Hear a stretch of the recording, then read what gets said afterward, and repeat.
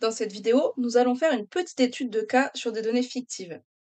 Lorsque le prix de vente d'un article augmente, il arrive souvent que la demande baisse, c'est-à-dire que moins d'articles risquent d'être vendus. Le tableau que vous avez sous les yeux rend compte de la demande en milliers d'articles en fonction du prix de vente de l'article. Par exemple, sur la première ligne, on peut lire que si l'article est vendu à 2 euros, on estime que 84 milliers d'articles seront vendus. Nous nous plaçons du point de vue du vendeur. Parmi trois situations, nous nous demandons quel changement sera le plus avantageux pour ce vendeur. Nous nous consacrons à l'effet du changement de prix de vente de l'article. Est-il plus avantageux pour le vendeur de passer d'un prix de vente de 2 euros à 7 euros? Ou bien un passage de 4 euros à 5 euros? Ou encore est-il préférable de passer d'un prix de vente de 2 euros à 6 euros? N'hésitez pas à mettre pause pour réfléchir à la question. Essayez de trouver plusieurs arguments, voire plusieurs réponses. Avant de développer des réponses, restons bien conscients que l'étude que nous allons faire est plus que simpliste. Dans la majorité des cas, la connaissance seule du prix de vente et de la demande ne suffit pas à prendre une décision. Une augmentation ou une diminution de la demande fait varier la quantité d'articles à produire. Cela peut par exemple entraîner l'achat de nouvelles machines, une augmentation de taxes ou d'autres changements. Cela change ainsi les coûts globaux de production et finalement le bénéfice est modifié. Ce petit exemple qui est présenté dans cette vidéo n'a pour but que d'aiguiser notre esprit à différentes comparaisons et de présenter un objet mathématique en particulier. Dans la réalité, le mathématicien travaille en étroite collaboration avec plusieurs professionnels pour répondre au mieux aux questions qui lui sont posées. Pour répondre à cette question, peut-être avez-vous multiplié le prix de vente par le nombre de demandes pour voir entre guillemets l'argent gagné, et vous avez comparé les trois changements proposés. Concentrons-nous en premier lieu sur un point de vue plus simple encore. Comparons dans chaque cas la variation du prix et nous choisirons la plus grande augmentation du prix de vente. Lors d'un changement de prix de 2 euros à 7 euros, l'augmentation de prix est de 5 euros. Pour un passage d'un prix de vente de 4 euros à 5 euros, la variation du prix est de 1 euro. Enfin, dans le cas d'un passage de 2 euros à 6 euros l'article, l'augmentation est de 4 euros. Dans ce cas-là, le vendeur a tout intérêt à choisir un passage de 2 euros à 7 euros, qui engendre la plus grande augmentation de prix. Nous pouvons aussi envisager le cas où la contrainte importante est la baisse de la demande. Comparons donc la variation de la demande lors des différents scénarios de changement de prix. Nous choisirons celui où la perte de demande est la plus faible. Lors d'un passage de 2 euros à 7 euros l'unité, la demande passe de 84 milliers à 59 milliers, soit une variation de moins 25 milliers. Dans le cas d'un passage de 4 euros à 5 euros, la variation de la demande est de moins 5 milliers. Enfin, dans un passage de 2 euros à 6 euros l'unité, la demande passe de 84 milliers à 68 milliers, soit une variation de la demande de moins 16 milliers. La plus petite baisse de la demande se fait dans un passage de 4 euros à 5 euros l'unité. Je souhaite voir avec vous un troisième point de vue.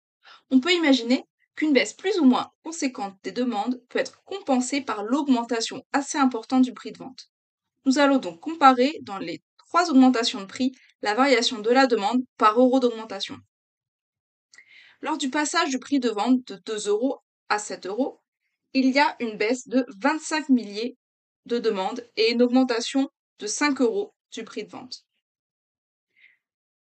Cela correspond à une baisse moyenne de 5 milliers de demandes par augmentation de 5 euros.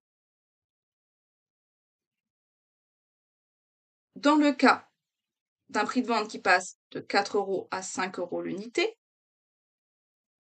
il y a une baisse de 5 milliers de la demande pour une augmentation de 1 euro du prix de vente.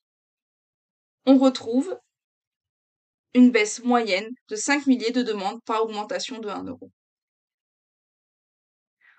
Enfin, dans le cas d'un changement de prix de vente de 2 euros à 6 euros, l'augmentation du prix est de 4 euros, soit un peu moins que dans le premier cas. où c'était une augmentation de 5 euros. Cependant, la variation de la demande est de moins 16 milliers dans ce dernier cas, ce qui est une baisse moins importante que dans le premier cas où il y avait une baisse de moins 25 milliers.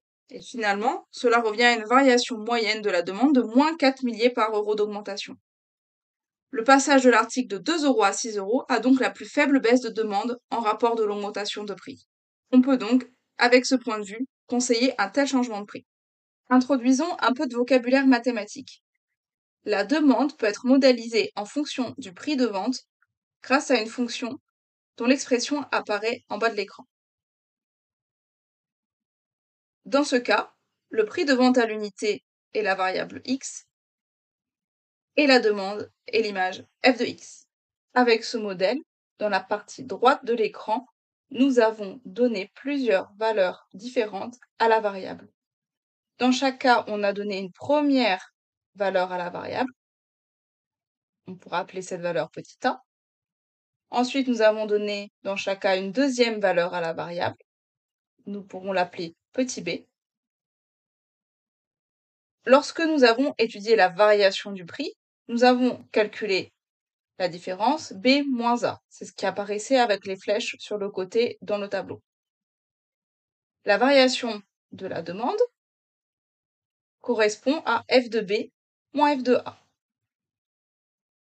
Enfin, la variation de la demande par euro correspondait au rapport de f de b moins f de a et de b moins a. C'est maintenant le moment de poser la définition d'un objet mathématique. Pour une fonction f définie sur un intervalle i, tout à l'heure la fonction f était la fonction de demande, l'intervalle i était l'ensemble des prix possibles.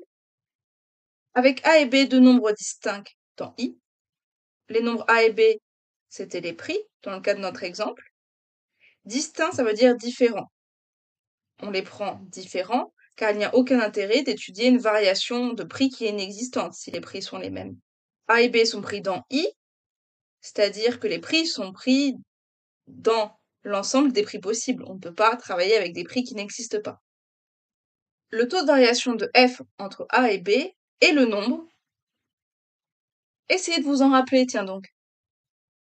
Celui qui était affiché dans la troisième colonne tout à droite de l'écran, celui qu'on a vu en dernier.